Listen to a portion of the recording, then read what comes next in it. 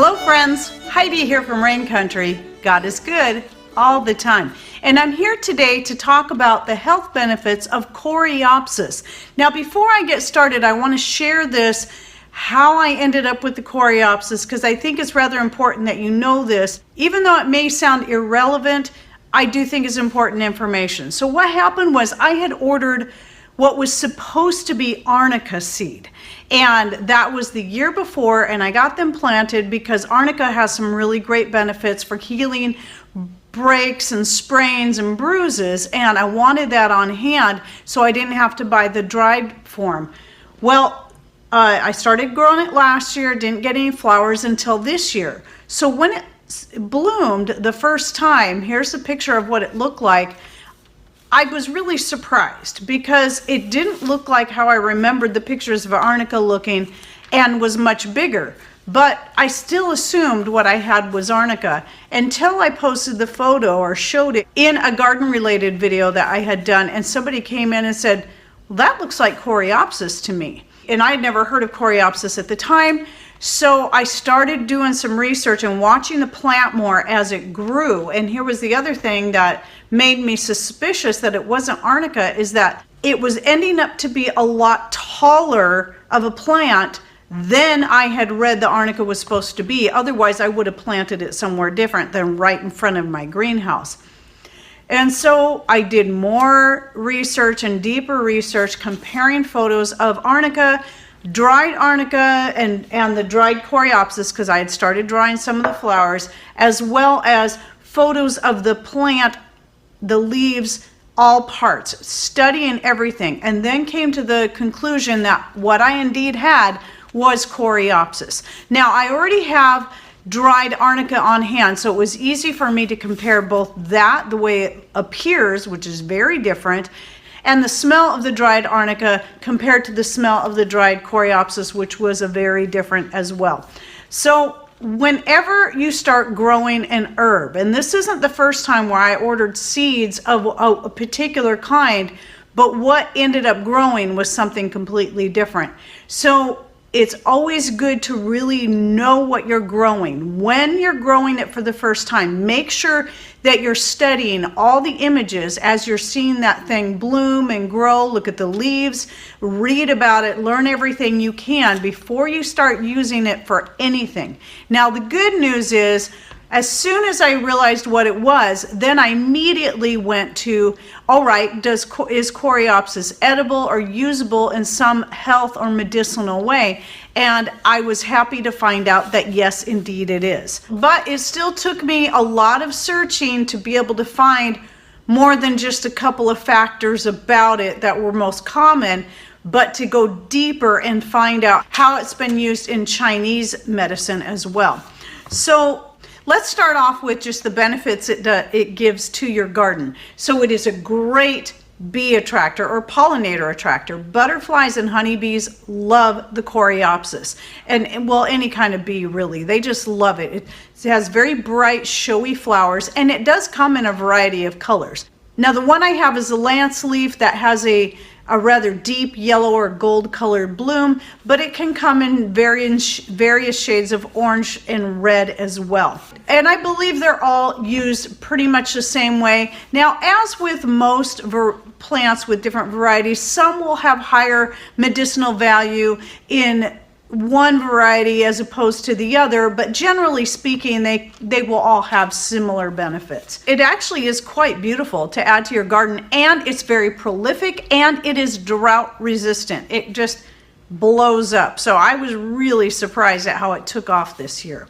Now, one common thing that again is not related to health, but is good to know, is that the flowers have commonly been used in any of those colors as a natural dye for fabrics. So those who are into dyeing their own fabrics or their own wool that they may gather and spin themselves, Coreopsis is going to be one of those things. And again, you can look at getting different varieties to get the different colors. Now the flowers themselves are rich in polyphenols, and you're going to find that a lot in any kind of medicinal or just edible flower that just has deep, rich colors like the Coreopsis does. Forgive me on this one because I still couldn't find exact details on this, but everything I found about Coreopsis being used as a coffee substitute, like the way chicory can be used as a coffee substitute, or dandelion root.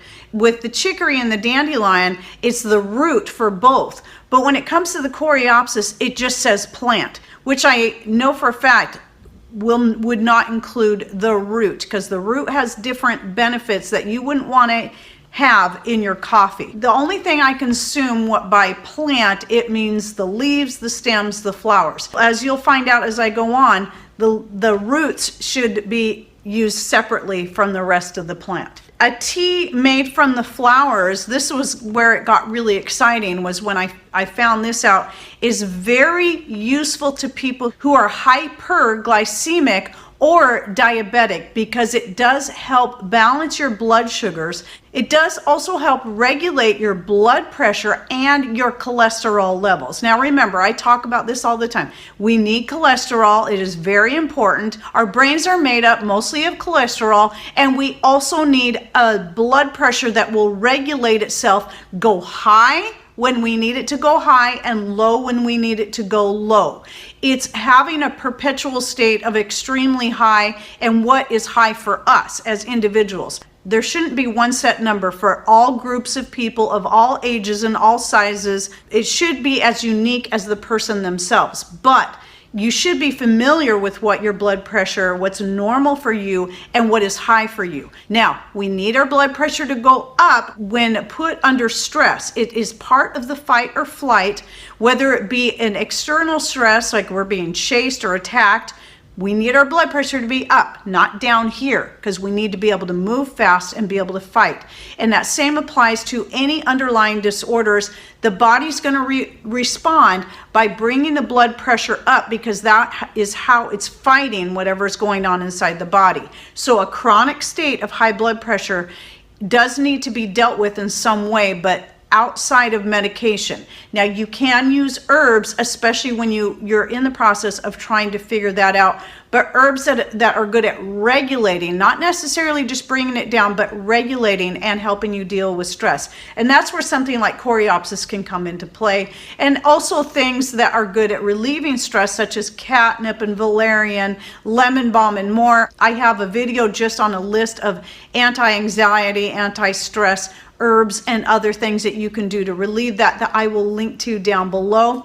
And then a couple other things that Coreopsis is good for is helping to also regulate your metabolism. That means if your metabolism is low, it's going to help bring it up. If it's too high, it should help bring it down. And then another thing is it's said to help relieve internal pain. Now let's talk a little bit about the roots. The roots in particular are used as an emetic, and what that means, it is to induce vomiting. So now you can see why it's not something you would want to add to your coffee or use as a coffee replacement or mix with the other parts of the plant that you're going to use to make a tea.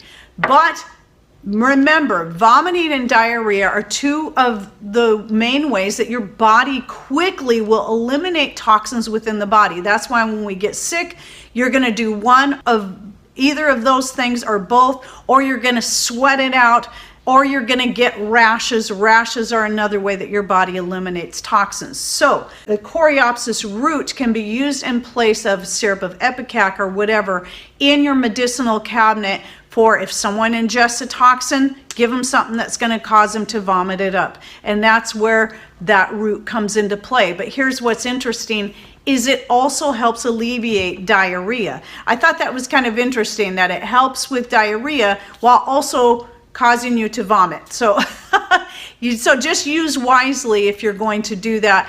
For me personally, I would just keep it on hand specifically for using as an emetic in case a toxin is ingested. Now, I'm sure there's probably still more information one can find out there, but this was one of the ones that was a little more difficult to pull the information together. But the information I found was pretty good, and I think will help a great amount of people if you consider growing it in your garden. And just so you know, Since I had a lot of Coreopsis and putting out a lot of seed this year, I have got seed up on my store currently. You can check out our Etsy store. It's always linked in the description box down below, and also at the end of every video, that little red nasturtium flower. In this video, it should pop up right over here, right at the end. You can click on that. It'll take you to our Etsy store, or just go down to the description box. Top link right at the top is the first thing you'll see. And another seed that I hope to have up by the time you see this video is the chicory. And I don't have a video out on this yet. I'll be compiling some information on the chicory, and the whole plant is usable, but it's root that most people are familiar with, which is what I have here. And it's used for more than just a coffee replacement, but does have good medicinal value to it as well. So, all right, if you're interested in more information on the health benefits and medicinal benefits of herbs in general, I have quite an in-depth playlist that I'm always adding to on specific herbs, and I'll link to that playlist down below, as well as the whole playlist that is more a new one, where I do a compilation of different herbs and natural remedies for specific ailments, whether it be anxiety or pain or hair loss and so on. And I have several more videos that will be going into that. Okay, well, I hope you enjoyed this video, and if you've ever used Coreopsis for anything, made a tea out of it, or used it for anything medicinal, or you're growing it at all, just go ahead and comment any information you would like to share with us about that down below. All right, well, thanks for watching. Take care, and God bless.